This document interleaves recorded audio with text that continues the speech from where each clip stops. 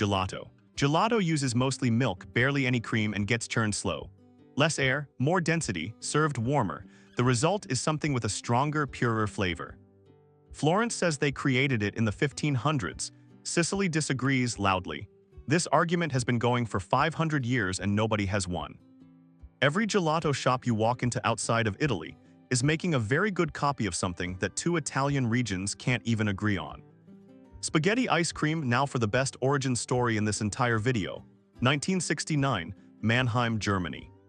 A man named Dario Fontanella is working in his family's ice cream shop and has an idea. He takes vanilla ice cream and forces it through a pasta press. The ice cream comes out in long, curling strands exactly like spaghetti. He pours strawberry sauce over the top, shaves white chocolate on top of that. It looks exactly like a bowl of pasta with tomato sauce and parmesan. It was a visual prank. It works every single time on every single person.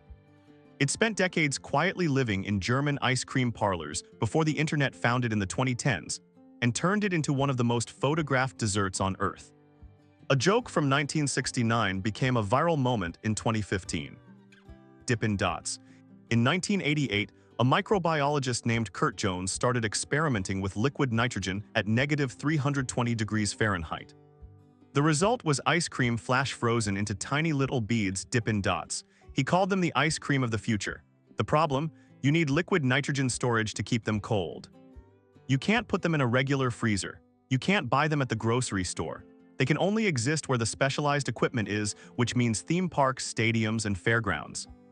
For 35 years, the future of ice cream has been available exclusively at the county fair. Also, the company went bankrupt in 2011.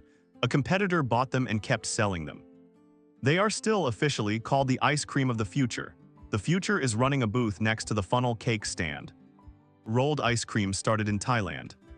Street vendors pour liquid ice cream base onto a frozen metal plate, add toppings, chop everything together, and roll it into cylinders. Thais call it stir-fried ice cream. It's been a street food there since at least the early 2000s. American food bloggers discovered it around 2015.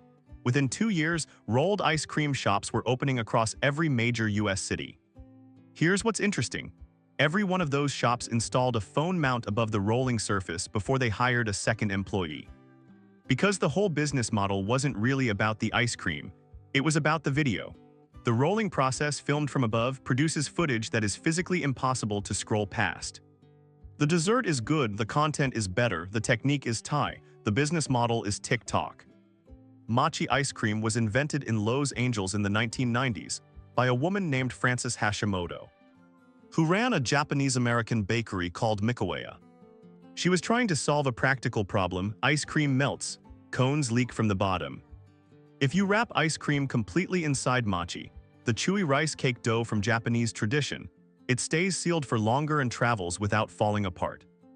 Getting the dough thickness right took years. Too thin, it cracks when you fold it. Too thick, you're mostly eating bread.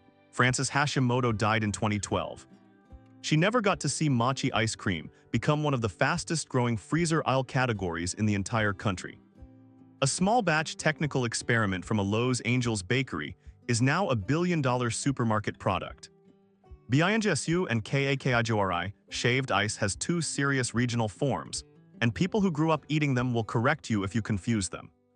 Korean bingsu uses milk ice, shaved so fine it resembles a pile of fresh snow, topped with sweetened red beans, condensed milk, and chewy rice cakes. Japanese kakigori uses water ice, shaved even thinner than any machine outside Japan reliably achieves, and topped with bright fruit syrups. Both traditions trace back to aristocratic ice houses in East Asia, where storing winter ice through the summer was a privilege reserved for royalty. The technique eventually made it to the street, and now it's the most ordered summer food across multiple countries. A luxury of the royal court became an afternoon snack for everyone.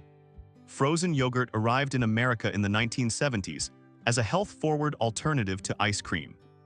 The early versions tasted aggressively like actual yogurt, which most people did not want from dessert. TCBY opened in 1981, This Can't Be Yogurt, and solved the problem by making frozen yogurt taste less like yogurt. The second wave hit in the mid-2000s. Self-serve shops, flavors rotating weekly, priced by weight. Pinkberry opened in LA in 2005 and had lines stretching around the block for a tart, tangy product that divided customers into two camps: people who found it refreshing and people who wanted dessert to taste like dessert. Both groups still exist, neither has convinced the other. And then there is dondurma, and this one is genuinely unlike anything else. Turkish ice cream made from goat's milk, mastic resin, and salep, a flour ground from wild orchid roots. That combination creates an ice cream that does not melt at room temperature, it stretches. You can pull it like taffy. Turkish street vendors sell it using long metal paddles, constantly stretching and folding the dondurma to build that elastic texture.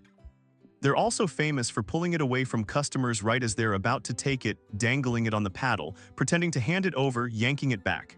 It's part of the show. Here's the dark part. The orchid root that makes dondurma what it is, salep, has been over-harvested for decades. It's becoming genuinely rare. The most playful, theatrical ice cream in the world is running short on the one ingredient that makes it possible. From a 16th century Italian dispute that never got resolved, to a German pasta prank, to an orchid going quietly extinct, frozen desserts have always been stranger than they look. Next time you're standing in line at an ice cream shop, you're standing at the end of a very long, very weird story. If you want more food history deep dives, subscribe, there's a lot more where this came from.